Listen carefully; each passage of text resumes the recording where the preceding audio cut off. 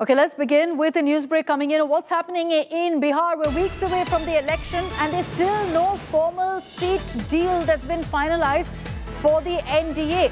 JDU has started, however, shortlisting candidates. They're not waiting. They're not pressing the pause button. JDU started pledging seats to candidates, this despite the fact that the impasse over seats continues within the NDA. Remember, we were supposed to see a press conference today that reportedly didn't happen because the BJP and JDU are now in talks without any sort of end in sight on which seat goes to whom of the 101 that's been pledged to each side. There's a top JDU huddle that's also taken place as Chief Minister Nitish Kumar's residence, and the JDU seems to be in a hurry. They're not waiting for any formal announcement. What we're hearing from our sources is that there are many who are being told and communicated that they're getting a ticket in their respective seats. This despite the fact that there's no formal seat sharing deal that's been confirmed just yet. And the BJP and JDU are yet to figure out exactly who gets which seat. How many is done, but which seat is something that the fight continues over. Rohit Singh is joining us from Patna with more details. So on this, Rohit, the mind games clearly continuing with JDU saying, look, we're not going to wait for any sort of finalization. We're going ahead with the formula that we wanted. Yes, see, there seems to be last-minute glitches as far as the NDA is concerned over the announcement of candidates for the Bihar Assembly election, especially for the first phase. And today, what we learn is that there was a scheduled press conference that was supposed to be held by the NDA, but that did not happen because of some last-minute issues that erupted between BJP and JDU over the selection of seats. And that is why we are seeing that it's already 13th of October today. 4 days have already passed and still no party, whether it's the NDA or the Mahagathbandhan, has officially declared their candidates. And that is why we are seeing that those candidates who will be getting ticket, whose names are almost confirmed, they have started getting symbols from their respective parties. Like if in JDU, we saw that few candidates whose tickets have not been cut, and it's for sure that they will be contesting elections again. So Nitish Kumar has handed over symbol to a few of them. So we are seeing that without an official announcement being made by either party, BJP, JDU or any other alliance partners, that right. Because the time is very short, that symbols have started getting distributed. They're running out of time, and despite that, there's been no formal announcement. Thanks, Rohit, for those details. More breaking news coming in.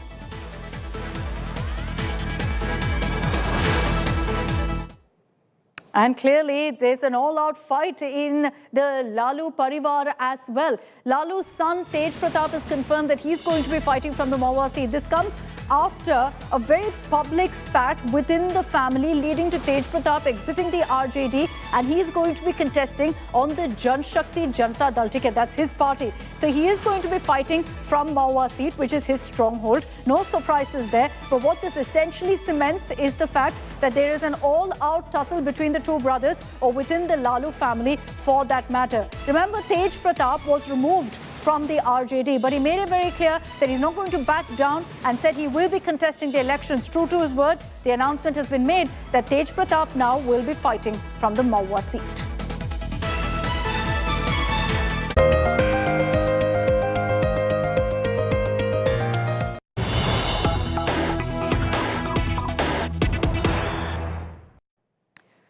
And let's get to your top story here on Super 6. As promised, we're decoding for you exactly what the Supreme Court had to say in its order on the Karur stampede investigation. The full order is with us, and the Supreme Court, after pulling up the Madras High Court for its order, has also made a mention of the comments made by the Tamil Nadu police. The Supreme Court, in its order, has said that top cop's remark may impact what citizens think about what happened in the stampede. And that's one of the factors that the top court refers to when saying that we need an unbiased, independent investigation. Remember, the Supreme Court has handed over this case now, has transferred it to the Central Bureau of Investigation, as multiple petitions had sought the same.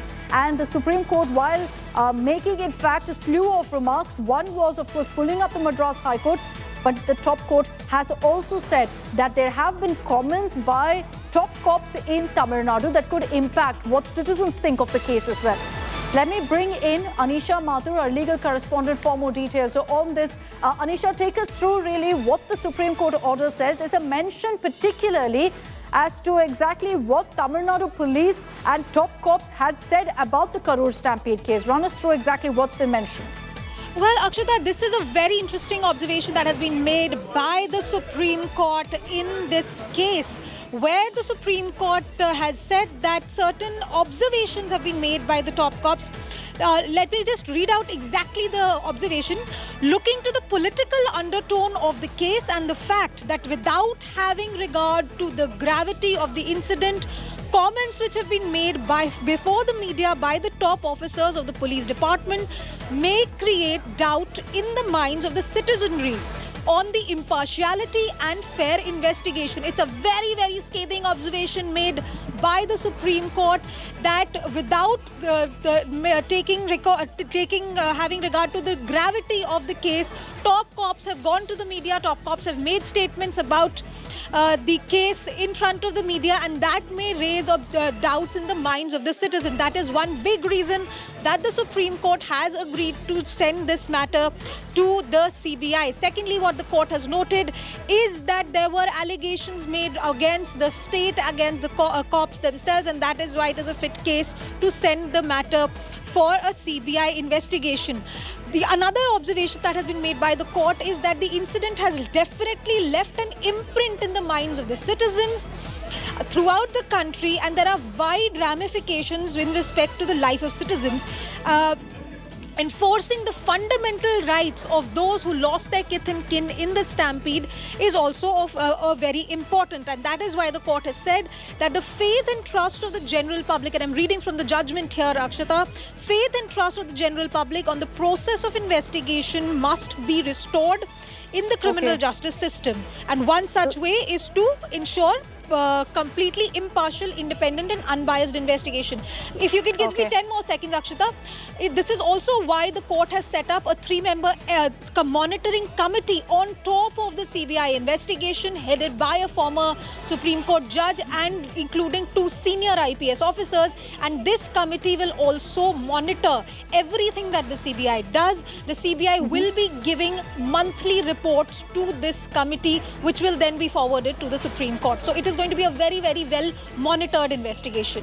Back to you. All right. Thanks very much, Anisha, for getting us some of those details. The full order there with Anisha Mathur as she breaks down for us some of those highlights. But let's run you through the big talking point from the Supreme Court's order, which is, of course, that the entire Karur stampede case has now been transferred to the Central Bureau of Investigation. 41 deaths in that September 27 tragedy. Vijay's TVK, and Vijay himself, in a statement that he put out after the tragedy, had claimed conspiracy. Now there's going to be a detailed investigation into whether there was a conspiracy or clear lapses on the part of the organizers, in which case there's trouble for the TVK. Let's run you through exactly what's happened in the last few hours in the story.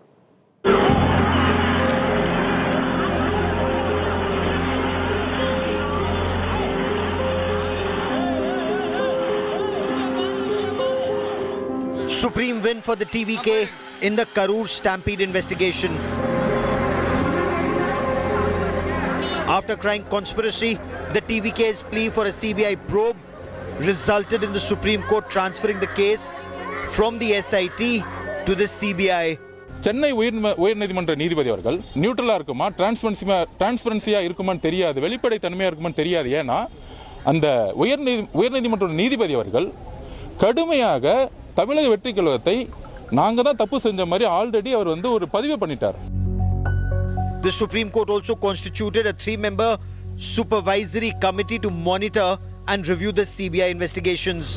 The committee will be headed by former Supreme Court Judge Justice Ajay Rastogi and will include 2 senior IPS officers, preferably from the Tamil Nadu cadre but not residing in the state. The Supreme Court in its order was also critical of the Madras High Court. The court taking very serious exception to the observations made by the Madras High Court and the listing of these cases itself before the two separate benches of the Madurai and Chennai benches of the High Court.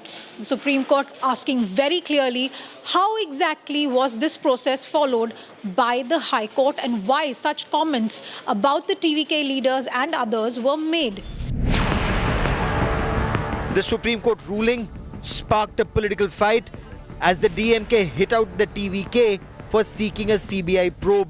What immediately when our Chief Minister knew about the death of 41 people, he immediately did all things which is in his powers. The people against whom the charges are made had gone to Supreme Court and sought CBI investigation. They are politicizing the issue they want to hide the issue. Only a few months back, the Tamil Nadu government has asked CBI to inquire into Ajit Kumar custodial case.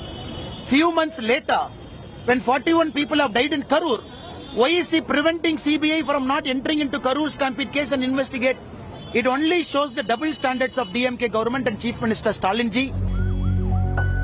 With the CBI now set to take over the investigations, all eyes will be on the conspiracy charge leveled by the TVK, led by Vijay himself. கிட்டத்தட்ட ஒரு 5 மாவட்டத்துக்கு பிரச்சாரத்துக்கு போனோம். மாதிரி எதுவுமே நடக்கல. ஆனால் கரூரில் மட்டும் ஏன் அப்படி நடக்குது? எப்படி நடக்குது? மக்களுக்கு எல்லா உண்மையும் தெரியும். சீக்கிரமே எல்லா உண்மைகளும் வெளியில் வரும். 41 lives lost in Karur stampede. Now, Supreme Court has struck down the special investigation team constituted as per the orders of the Madras High Court and the case to be transferred to CBI. TVK calls this as a victory, but DMK claims that this is nothing but Vijay falling on the feet of BJP to cleanse himself of the crime through the washing machine. With Daniel, Pramod Madhav for India Today. Okay, let's bring in our panelists on this broadcast. Joining us here on Super 6 is Ranjana Nachiyar, spokesperson of the TVK. We've got KV Dhananjay, advocate of the Supreme Court, who will be with us in just a bit. Mr. Kovai Satyan, spokesperson of the AIA-DMK, and Harish Mohammed Ibrahim, DMK backer, supporter, is with us on this broadcast. Vanakkam, good evening to all of you. I'd like to begin with you, Harish Mohammed Ibrahim, on how really the DMK and DMK backers right now view what's happening, because many are deeming this as a setback. The fact that the Supreme Court has not just transferred this case to the CBI, but has also pulled up the manner in which the Madras High Court delivered its verdict, the manner in which Tamil Nadu police spoke about this case. Akshita, this shouldn't be viewed as a setback for the Tamil Nadu state government, because it is a complete judiciary process which the High Court order has been reversed by the Supreme Court. So as a government, we don't have any setback on this.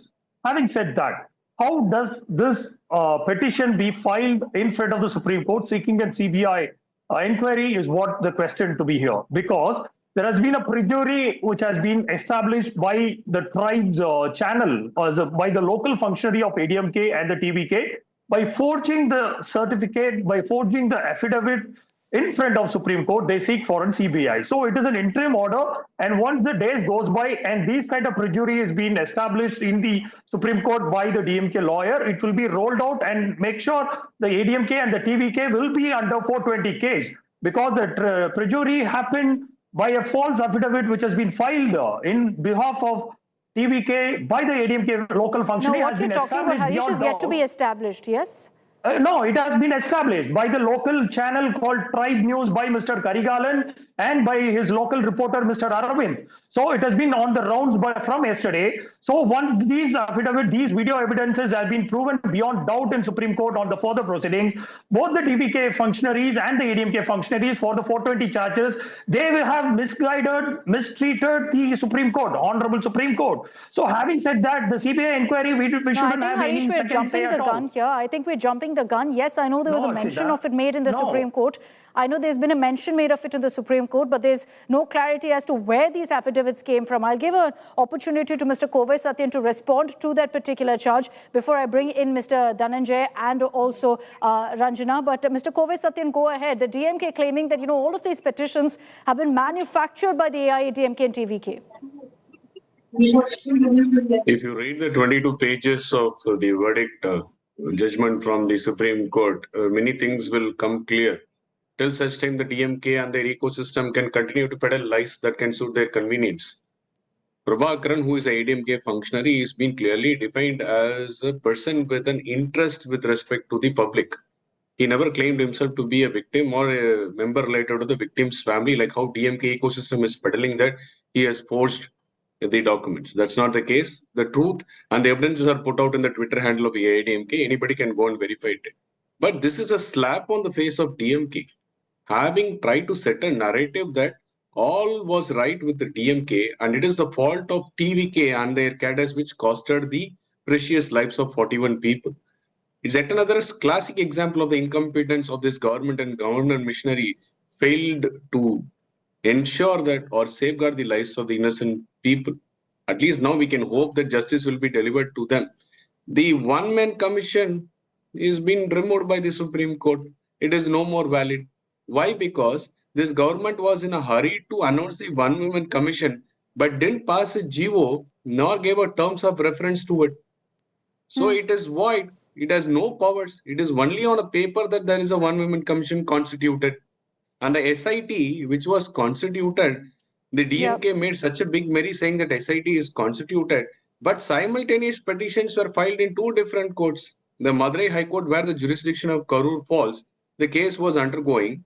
This DMK went to the Chennai High Court hiding those facts that the case has already been listed and is scheduled for hearing. They take a favorable order from the Chennai High Court asking for SOPs, and while it has been termed as an accident by the entire DMK and the investigative wing, suddenly the case changes into the criminal nature.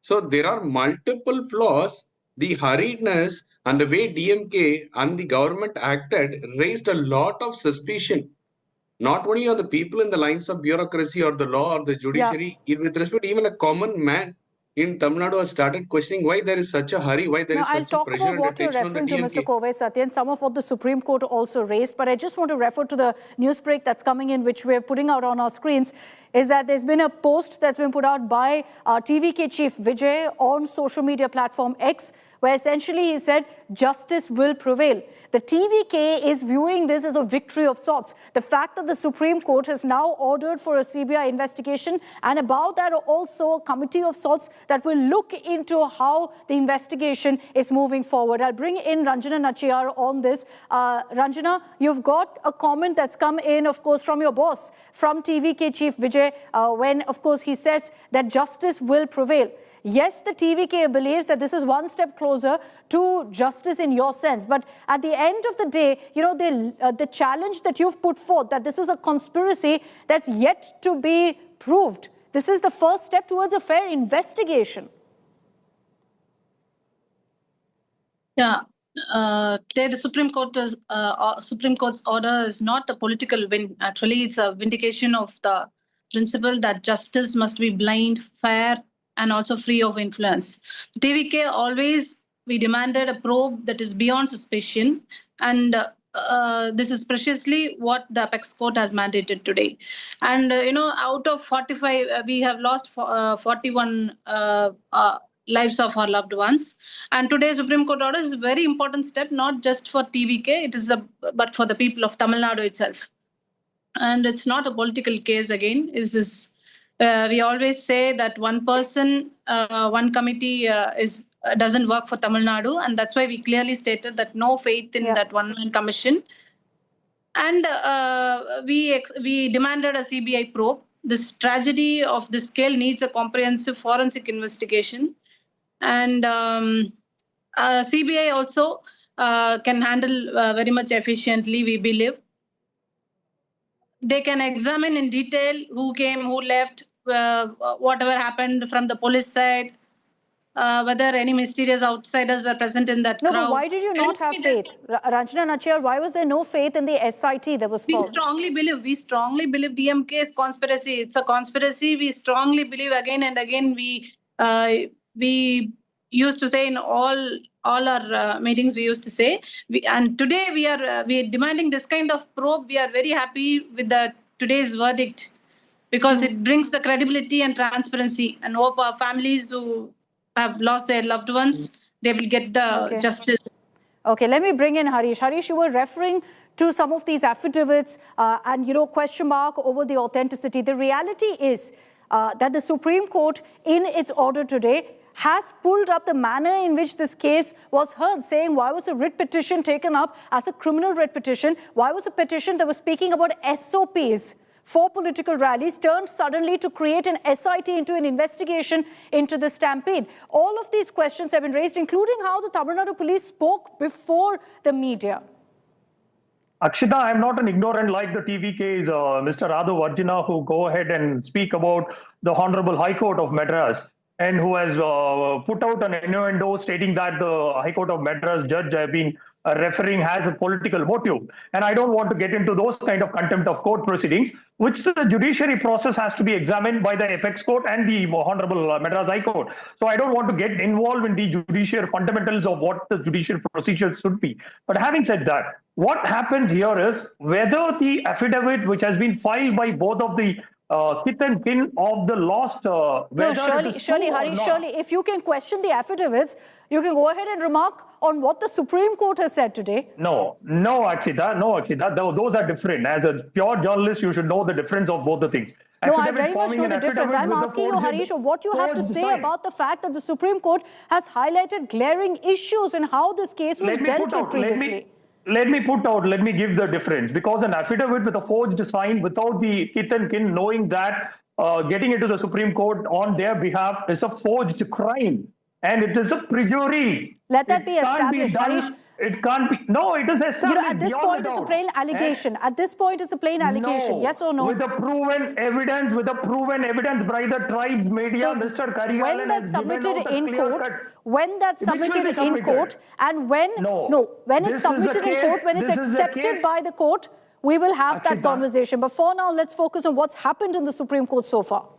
Of course, I want to make sure that this is the case which has been already listed. So the additional evidences will be, it is an interim order. First, please make a note, it is an interim order. So once the second level of hearing comes on the next time, the evidence which is against the ADMK and the TVK, I don't want to get into that, whether the CBI inquiry should be welcomed or not, whether it is a setback or not. It is not a setback. We welcome, as a fundamentalist, as a proper government, we welcome whatever the inquiry which the FX Court want to constitute to make sure to reveal whatever the basic conspiracy behind the scenes. We don't have any question about that. But having said that, whether the perjury is to be established, whether the cheating of Honorable Apex Court should be examined, yes, of course, and this will be revealed on the second hearing once the case comes the next time. And the perjury will be established against the ADMK and the TVK for their 420 of cheating against the Supreme Court, against the will of the Supreme Court. When they can do the same thing to the FX Court. What happens in the next hearing? If that happens, that's when we'll have that conversation. Kove Satyan, there have been reactions that have been coming in through the day from the DMK, suggesting that this is now the TVK, AIADMK, BJP coming together to raise this whole bogey of conspiracy and then take it to the CBI, which they maintain is an agency that's influenced by the BJP, and that's why Vijay wanted such an investigation. That could be the most absurd comment that DMK can say from their side, stating that CBI can influence the investigation. Since 2014, BJP is in power at the center, while DMK were in opposition in Tamil Nadu. For every accident, they sought a CBI inquiry. So they believe that that can deliver justice despite BJP being at the center with power. Now that can be the stand while they were in opposition. Now today they are in the ruling government, where they have moral responsibility to stand by the people and the common man who had trusted them and elected them to power. And so far there is not even one statement from this chief minister who say that I will stand by these victims and I'll deliver justice. All they're interested is to paint a narrative of alliance that TVK, AIADMK and BJP is going to form an alliance because 41 lives are lost and we have done the right thing. How can somebody on earth believe that a chief minister doesn't have the basic understanding of passing a GO after announcing a one-woman commission? Can you believe this? Hurriedly, he went to that place on the night and the commission was announced. And since then, it's almost 20 days, no GO was passed, no terms of reference were given. That's why it The got question, struck however, down by the the question Supreme that, Court however, today. will be raised, and How I'll take that many forward more- with how Ranjana many more Nachiyar, governments- is that while the TVK talks of justice, talks about helping the victims and all of that, I want to remind our viewers, and there'll be questions asked of the TVK on this, Ranjana, as to why the TVK chief, Vijay, is still MIA. Where is he? Why hasn't he visited Karur yet? Why hasn't he with the victims, or for that matter, any of the TVK officials? Why has nobody met with these families? I can understand people's feel who lives in Karur, who lost their lives. When time comes, we have approached the local Karur police and demanded some permissions for our leader Vijay to visit there. If the permissions are yet to come, we have demanded so many restrictions. The permission itself was sought over 10 days after. Yeah, still there is time. A time when only when the right time comes. There, the police say that many would argue, again, Ranjana, that the correct time, the right time has passed. The right time was when the stampede happened. So many would argue that the right time has passed. Very clearly at this point, while we're seeing all of this movement and this politics over what's happened in the stampede, let's not forget that at the root cause of this entire issue is that 41 lives have been lost. Politicians, of course, will bicker, will resort to a blame game, will claim victories, but at the end of the day, 41 lives have been lost. And hopefully, with the Supreme Court now passing this interim order, we will see an investigation move forward. The question everyone's asking is blood on whose hands? And hopefully, we'll get that answer. I'd like to thank our panelists for joining us here on India Today with their respective views on what's been happening as far as the Karur stampede case is concerned. Remember, this is an interim order that's come in right now from the Supreme Court, so it's going to continue the legal fight on this particular issue. But I want to move on this broadcast, and as we focus on the latest updates coming in from the south, one of the big talking points has been the tragic, unfortunate demise of an IT professional in Kerala. His suicide has sparked major uproar, not just in Kerala, but across the country, because he put out a post on social media in which he alleged sexual abuse, harassment by RSS members, and that's led to a political firestorm. Now, after this particular post by Anandu Aji also went viral, the Kerala BJP president has assured a thorough investigation, has said that there will be a likely complaint also filed. RSS, however, has demanded for verification of the authenticity of his Instagram account. They've said that there must be a detailed investigation into when this post was put out on social media versus when he unfortunately took his own life, because they're saying the timelines don't add up. There is no link whatsoever. But that's something that the investigation only can establish. At the heart of it is that a 26-year-old has lost his life, a software engineer from Kerala. He was found dead in a hotel room in Thiruvananthapuram. Anandu claimed that he reportedly suffered severe mental distress following repeated sexual abuse by members of the RSS. So the Congress has demanded that there be a statement from the RSS on this, that they cannot remain silent on this. And they've also questioned why the RSS hasn't been named in the FIR. I have read the same reports that you have read, and it is clear to me that the Parivar, the RSS, is going to issue a statement today. I understand from the RSS that they are also demanding an investigation. It is their view and it is their information that has been conveyed to me that they believe there is a very, very deep conspiracy to defame the RSS that is behind it, and that they will issue a clear statement on this issue very, very soon. I don't have to say anything more than what I have said. It is something that the Sangh has already said, that they believe it is a conspiracy. The person was not well, and therefore they are going to issue a statement, and we'll wait for the statement. चिंता की बात यह है कि वो अपने suicide note में ये लिख कर गए कि ऐसा तमाम बच्चों के साथ होता है जो उन शाखाओं में जाते हैं, तमाम छोटे लड़कों के साथ होता है। ये एक बेहद गंभीर आरोप है और इस पर आरएसएस चुप नहीं रह सकता है।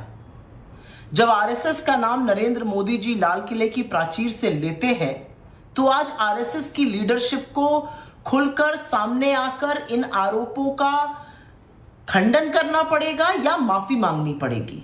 ये यौन उत्पीड़न के आरोप हैं, ये बलात्कार के आरोप हैं, ये छोटी मोटी बात नहीं है। और ये आरोप इसलिए भी ज्यादा चिंताजनक है क्योंकि ये कहते हैं ऐसा तमाम बच्चों के साथ अभी भी हो रहा है।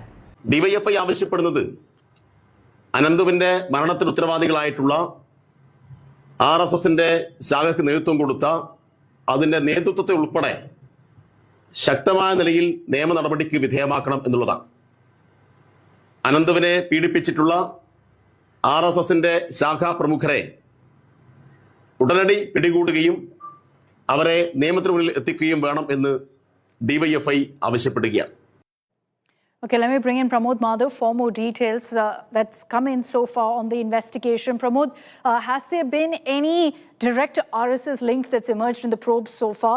Who does the FIR name right now?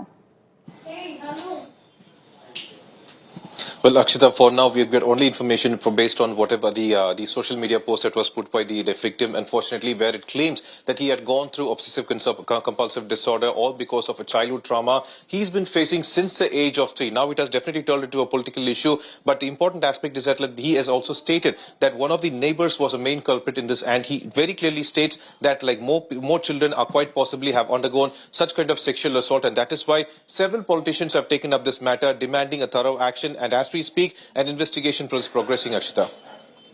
All right, thanks Pramod for joining us with those details. We will track the latest that comes in on the investigation as it progresses. I'm slipping into a very, very short break here on India Today. Coming up on the other side, we'll get you all of the details of Trump's Gaza peace plan and how it's ensured the release of 20 hostages. We'll also get you highlights of what Trump has had to say in the Israeli parliament a short while ago. Stay with us.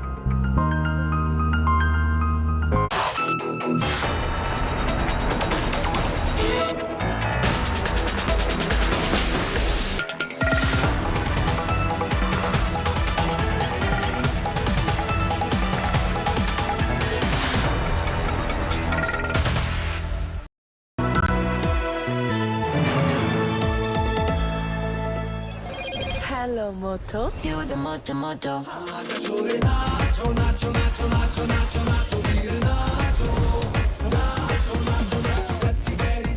Motorola Edge 60 Pro, the true flagship killer.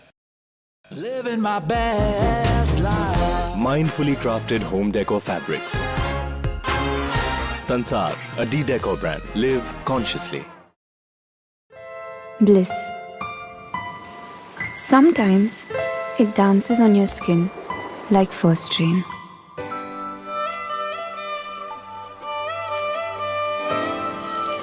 It teases, it soothes, and sometimes speaks without words. Experience bliss in all its forms with Hindware. Hindware, designed for bliss. Motorola Edge 60 Pro, the true flagship killer.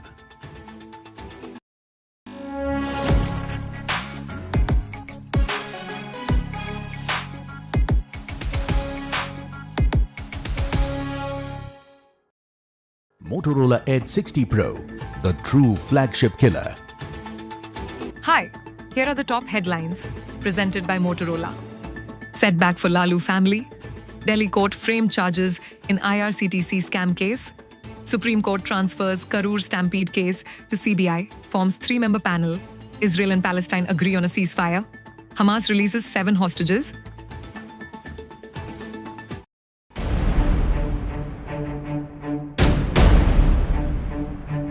So 176,000 people lost their life in Afghanistan. Were they not Muslims or were they not common people? Who made, so who you're made saying the these are all distinction? agenda peddlers? These are, look, geopolitics will always go by the real politics. They will decide their own agenda. They think with their own perspective. Okay. But people's perspective will always remain.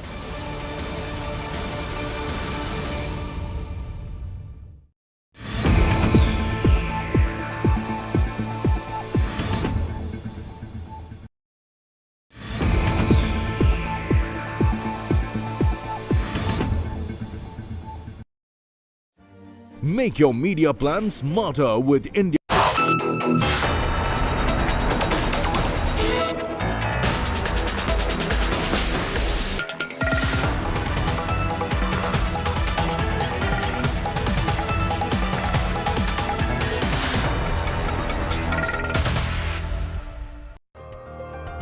Welcome back. The biggest headline of the day is the fact that we've seen a breakthrough as far as Gaza is concerned, with Trump's peace plan actually setting in motion the release of hostages. 20 hostages have made it back from Gaza. Let's round up for you all the updates before we take a glimpse of what Trump had to say. First, you had these images of cheering crowds greeting freed, released prisoners in Betunia, many hugging their loved ones as well. The prisoners released, remember, includes 250 people who were serving life sentences for convictions in attacks on Israelis. It was an exchange of sorts. 1,700 were seized from Gaza during the war and held without charge. So Israel too released many prisoners. Israeli Prime Minister Benjamin Netanyahu gifted this particular idol. It was a golden peace dove to US President Donald Trump. This was to symbolize the fact that Trump ensured peace in West Asia. And this was the gift that Netanyahu greeted President Trump with. US President Donald Trump in the Israeli parliament there, receiving a standing ovation where he was welcomed with prolonged applause, warm appreciation from lawmakers. You had several representatives from America as well. The Secretary of State, Marco Rubio, was there. The Defense Secretary, Pete Hegseth, U.S. Ambassador to Israel, Mike Huckabee, and many others. As Trump stood up to speech, there was a disruption that took place. Two Israeli parliamentarians stood up. They were pro-Gaza members who raised a sign and then said genocide during Trump's speech. They were immediately removed by the speaker. Netanyahu delivered a deeply emotional, defiant speech and, above all else, was seen praising Trump constantly in his address for his unwavering support for Israel and his leadership in regional security. And let's also take you through some of those images of hostages being released by Hamas, in which you saw many people meeting their families after a long time, and therefore extremely emotional footage that came in of the hostages finally touching down in their home soil.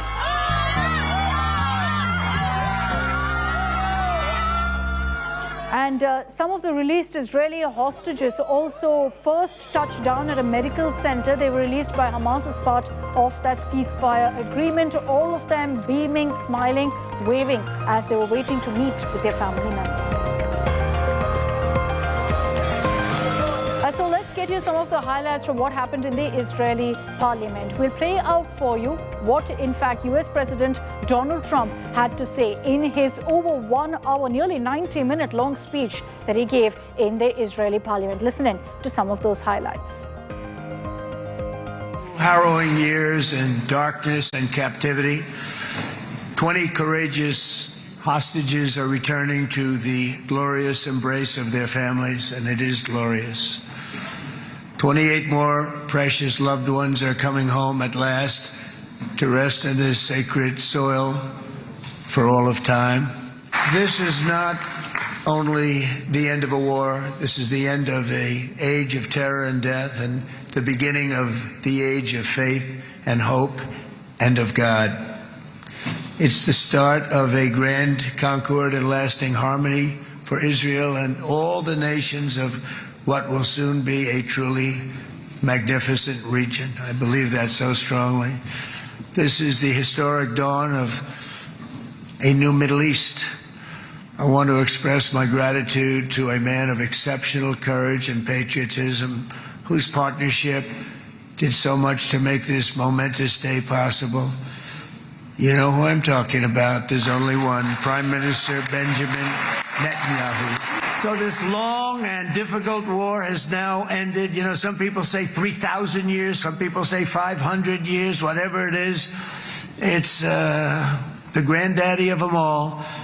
And in an unprecedented achievement, virtually the entire region has endorsed the plan that Gaza will be immediately demilitarized, that Hamas will be disarmed, and Israel's security will no longer be threatened in any way, shape, or form. The world is loving Israel again, and I said to you know, the world is big and it's strong, And Ron, ultimately, the world wins. And we don't have to worry about that now. But there was getting to be a period of time over the last few months, you know, the world wanted peace and Israel wanted peace. Everybody did. Everybody did. And what a victory it's been, right? What a victory it's been. If you would have gone on for 3-4 more years, keep fighting, it was getting bad. It was getting heated. The timing of this is brilliant. And I said, Bibi, you're going to be remembered for this far more than if you kept this thing going, kill. It would be it would not be the same. And I just want to congratulate you for having the courage to say, that's it, we've won. And now let's enjoy our lives and let's rebuild Israel and make it stronger and bigger and better than it's ever been before.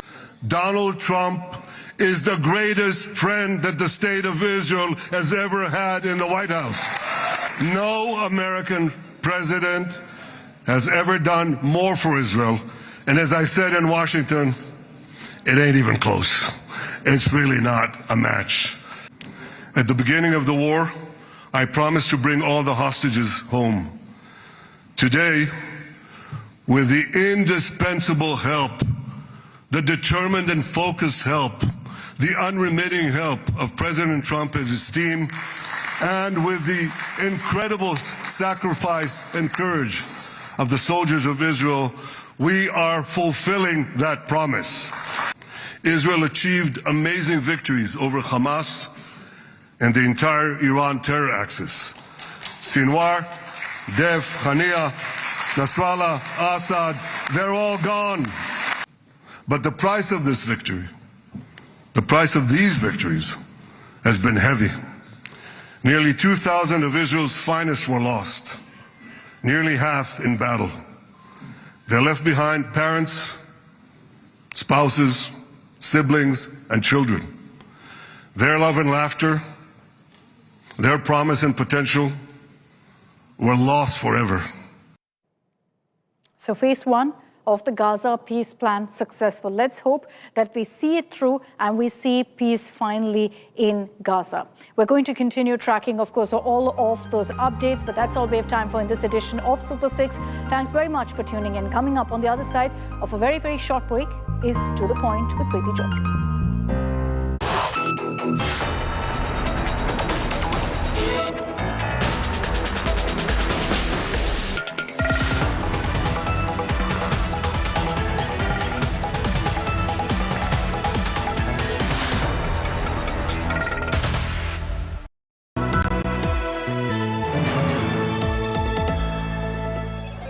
Hello, Moto. Do the Moto Moto.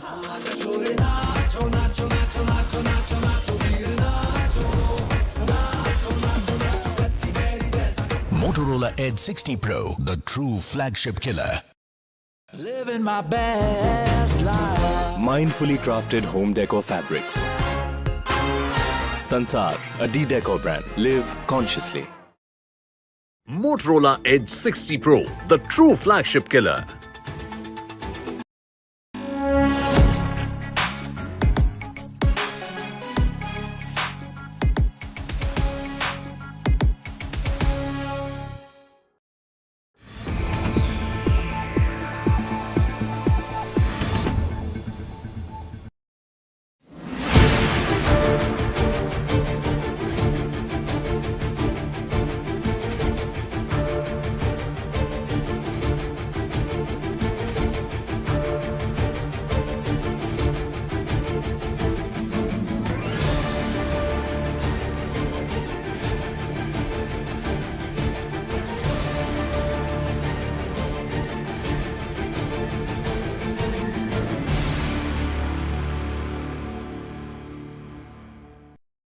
I don't know about the Riviera for a while, because you take a look at what you have. You have to get people taken care of first. But it's going to start really essentially immediately. I mean, they're going to have to start by removing a lot of the structures that you see that are down to the ground. I mean, it's blasted. This is like a demolition site. Almost the entire site is. So you have to get rid of what you have there. You have structures that are very dangerous. They're falling down. If they haven't fallen, they're going to fall down of their own volition. So that process, Peter, is going to start pretty much immediately in that way. Like a year from now, in your view? A year, that's very quick. But over the years, it'll look very good. It'll be, it's got the first chance it's had in centuries of being peaceful.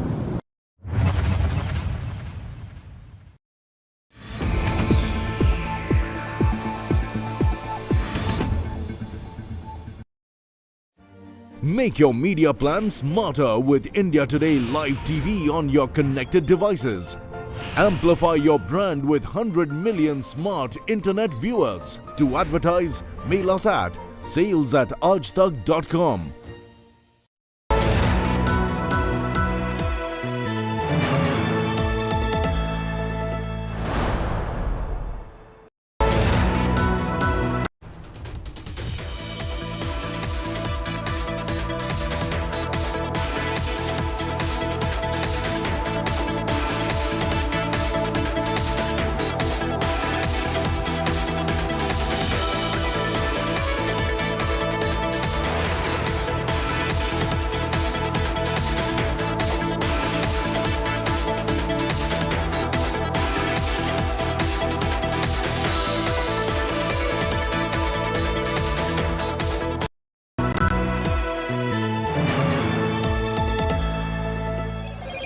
Hello, Moto. Do the moto moto.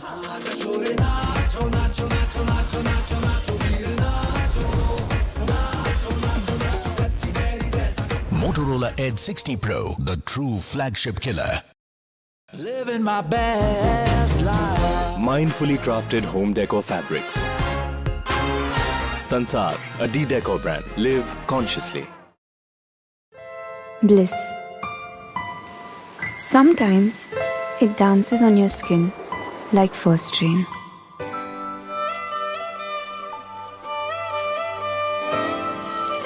It teases, it soothes, and sometimes speaks without words. Experience bliss in all its forms with Hindwear. Hindwear, designed for bliss. Motorola Edge 60 Pro, the true flagship killer.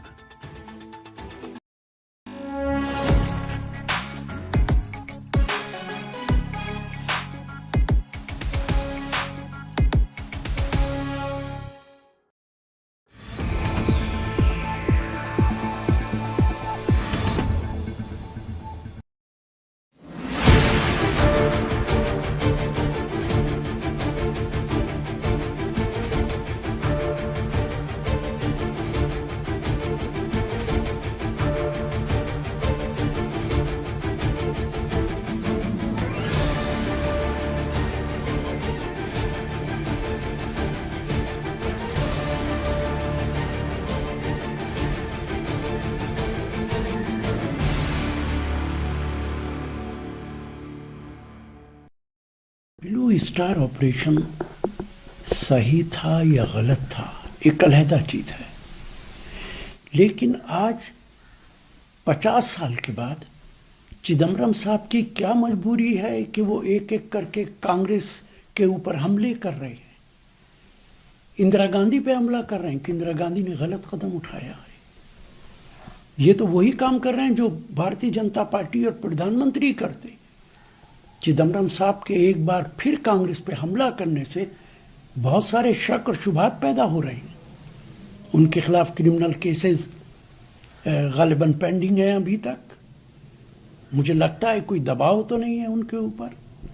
आज क्या ज़रूरत है इस बात की कि blue star पे कहा जाए कि इंदिरा गांधी जिम्मेदार थी उसके लिए और उनको जान देनी पड़ी उसके लिए।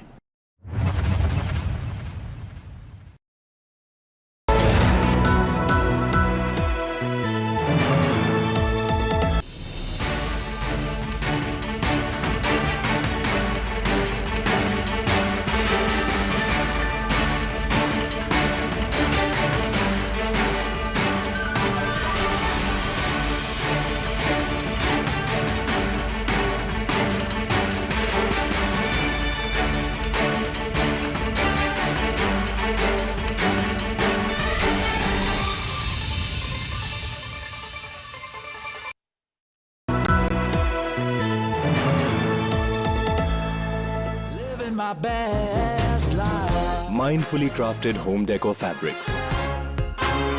Sansar, a decor brand. Live consciously. Motorola Edge 60 Pro, the true flagship killer.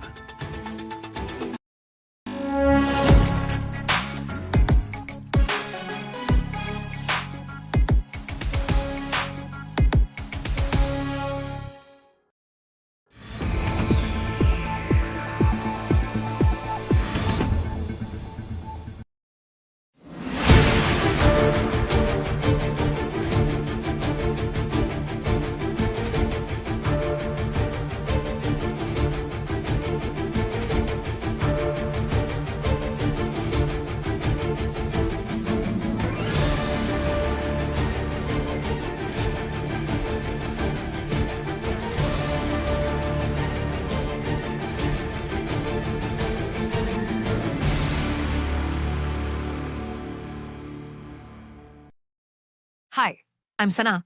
Here's your weather update. Delhi maximum 32 and minimum 24 degrees. Mumbai maximum 30 and minimum 26 degrees.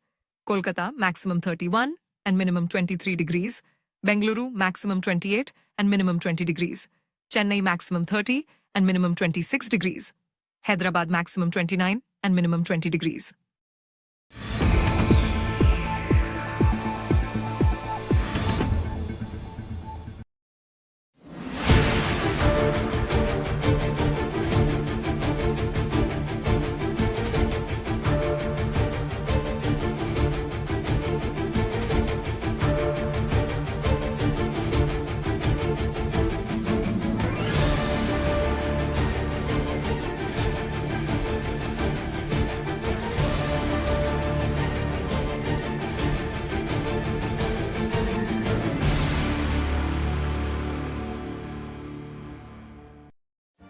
Make your media plan smarter with India Today Live TV on your connected devices. Amplify your brand with 100 million smart internet viewers. To advertise, mail us at sales@aajtak.com. Make your media plan smarter with India Today Live TV on your connected devices. Amplify your brand with 100 million smart internet viewers. To advertise, mail us at sales@aajtak.com.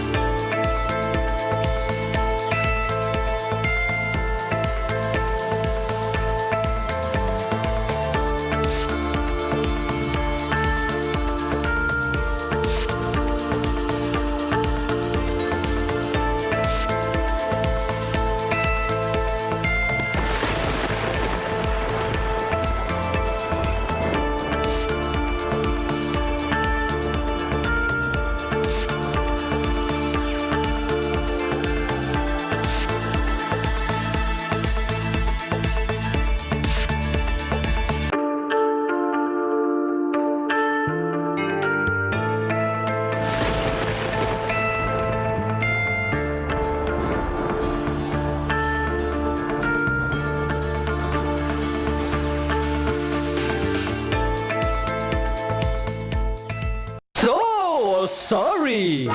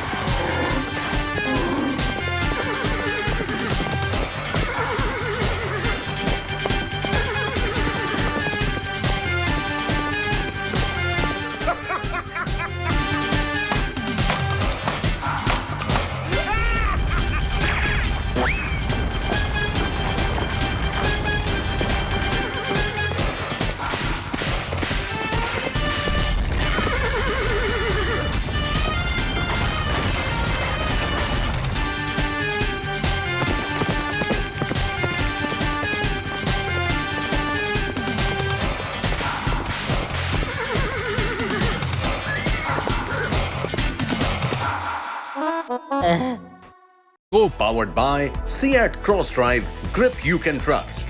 Co-powered by, get up to 50% off on making charges. Kalyan Jewelers.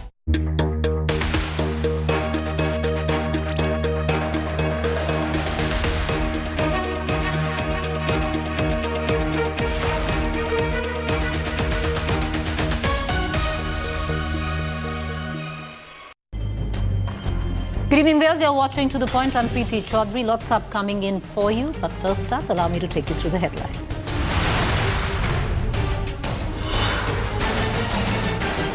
Last-minute hiccups in NDA seat split in Bihar. BJP, JDU yet to agree on seats for smaller allies. Talks on seats for Chirag, Maji, Kushwaha. Trouble mounts for RJD. Special CBI court says Lalu was seemingly the fountainhead of conspiracy in IRCTC scam. Lalu accused of tweaking railway tenders.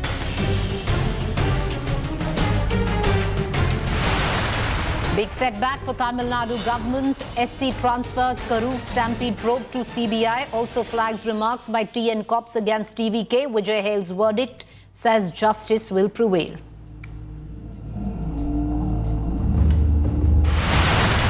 Politics rages on over Bengal gang rape horror. BJP tears into Mamta for victim shaming. India Today accesses complaint copy.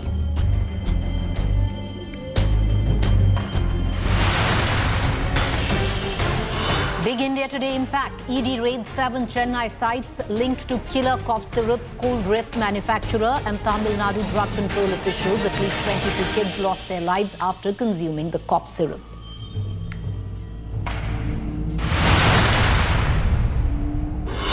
All living Israeli hostages released by Hamas. Trump received standing ovation in Israeli parliament, says beginning of golden era in Gaza. Left Israeli MPs who disrupted Trump's speech were expelled.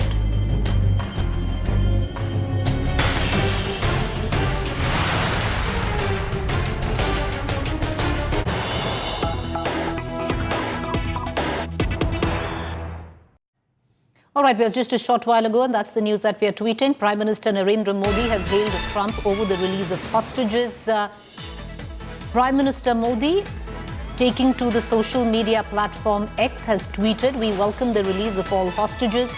After over 2 years of captivity, their freedom stands as a tribute to the courage of their families. The unwavering peace efforts of President Trump and the strong resolve of Prime Minister Netanyahu. We support President Trump's sincere efforts to bring peace to the region." Joining me for more is my colleague Geeta Mohan. Geeta, what more can you add? Well, the Prime Minister has, every time there's been a forward movement in this entire conversation between Israel and Hamas earlier, and then President Trump's role, Prime Minister Narendra Modi either spoke or, for that matter, tweeted about it. And this is the latest with the release of hostages. It is a huge event. It is a huge day where 20 of the Israeli hostages now are reunited with their families. And therefore, credit goes to President Trump. But over here, he not only credited Trump, but also has credited Prime Minister Netanyahu. World leaders coming out, including Netanyahu himself, and thanking President Trump for what has been delivered when it comes to not just the peace or ceasefire for now, but also the fact that hostages have returned home. Prime Minister Narendra Modi made it very diplomatic. He has credited Trump, but also spoke about Prime Minister Netanyahu's leadership in this case. So a diplomatic tweet over here by Prime Minister Modi, where he's mentioned both the leaders, while the world is hailing what President Trump has done in terms of ensuring that there is a release of the hostages. Thank you, Geeta, for joining us with that quick update. We're going to come back to you for more. For the rest, you can tune into my colleague Geeta's show at 10:30 p.m. With that, I want to quickly shift focus, viewers, to an incident that has led to shockwaves across West Bengal and the rest of the country. In the wake of the alleged gang rape of a medical student in West Bengal's Durgapur, West Bengal Governor C.V. Ananda Bose has met the victims inside the hospital. This is the latest news break coming in. Governor Bose went out lashing out at the TMC government. saying what has happened is outrageous, it's shocking to the public conscience. This is not the first of its kind. In the recent past, we've had similar experiences. The TMC has been quick to come back, once again suggesting that the governor acting at the behest of the centre. All right, so these were visuals that came in a short while ago of the governor of West Bengal meeting the survivor of the gang rape, coming out and saying, taking on the TMC government of West Bengal, suggesting that West Bengal TMC fosters an atmosphere where incidents like this keep happening.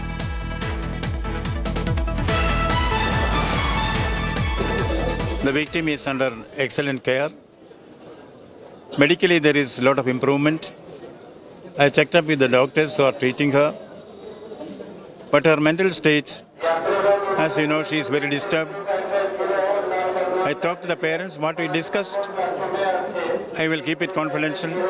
But it has given a clear message that Bengal society is not a society which is safe for women.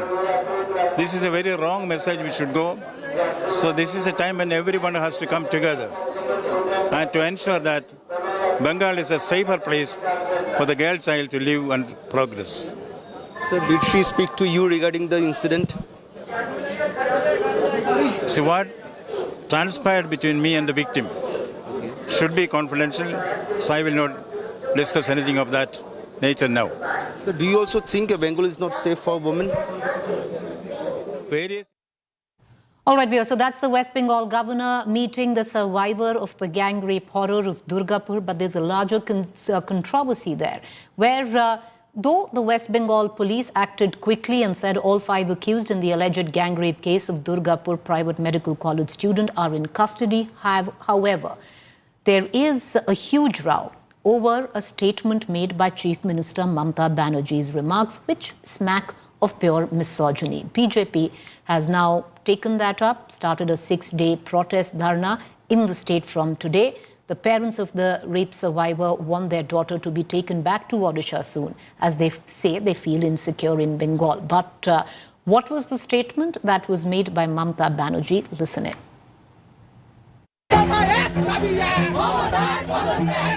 BJP started its 6-day protest against Mamata Banerjee government, accusing the state of shielding the accused and failing the survivor of Durgapur gang rape. The leader of opposition in West Bengal, Suvendu Adhikari, led the protest with the father of the victim by his side.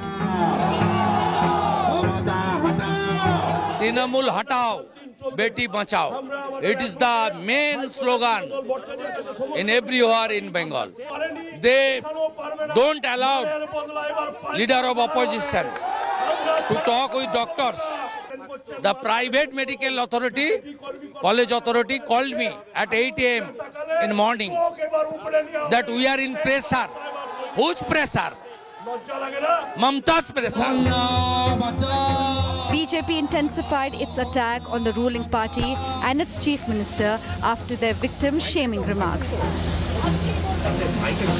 Chief Minister of West Bengal, Mamata Banerjee, first said in a press meet that girls should not venture out of campus at night, only to turn around later and blame the media for distorting her comment. It's a good meeting. We don't allow anything to be considered as a casual case. It's a serious case we consider. And that girl, it's a shocking.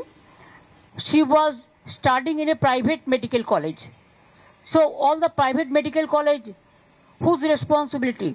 Especially the girl child at night time. They should not be allowed to come out in the outside. They have to protect themselves also. There is a forest area.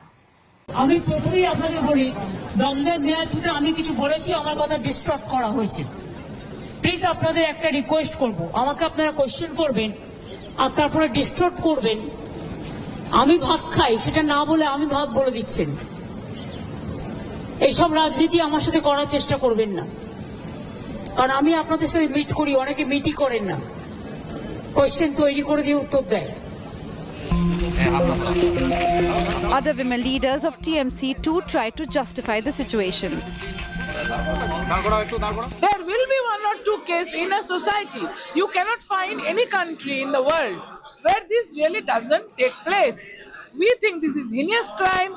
We want the perpetrator to be punished. The medical college student is under treatment and her family is scared of her security. वो तो देखिए, वो तो लड़की का दर्द नहीं समझेगा। मेरे दोषी को न्याय दीजिए। बंगाल सरकार की ओर से किसी ने कांटेक्ट किया आपसे? हम जल्दी उड़ीसा निकल जाएंगे, यहाँ से हम नहीं रहेंगे। सर, आप उड़ीसा चले जाएंगे क्या? हाँ, बेटी को लेकर? हाँ, हमारा यहाँ से कुछ भरोसा नहीं है। मेरा लड़की का लाइफ बर्बाद कर दिया। West Bengal elections are about 6 months away. The horror of politics takes center stage, surrounding a young girl and her brutal assault. The 3 terms old woman chief minister of the state, in about a year,